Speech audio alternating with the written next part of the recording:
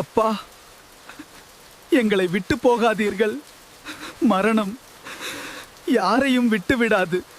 அந்த நேரத்தில் ஒரு சித்தர் கிராமத்திற்கு வந்தார். அவர் சாதாரண மனிதர் இல்ல, சித்தர். பயம்தான் மனிதனை கொல்லும், மரணம் அல்ல. நீங்கள் உண்மையில் சித்தரானால் மரணத்தை வெல்ல முடியும் என நிரூபியுங்கள்.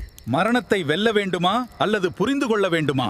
உடல் ஒரு வீடு, ஆன்மாதான் உண்மையான உயிர். அப்படியானால் மரணம்? வீடு மாறுவது மாத்திரம். இயற்கை உயிரின் ரகசியத்தை தாங்கி நிற்கிறது.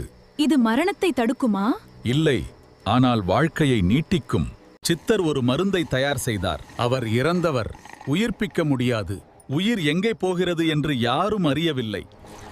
அவர் உயிருடன் இருக்கிறார். நீங்கள் மரணத்தை வென்றுவிட்டீர்கள்.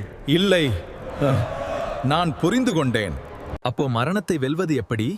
மரணத்தை பயப்படாதே, அதுதான் அதை வெல்வது. மரணத்தை வென்றவர் உடலை அல்ல, பயத்தை வென்றவர்.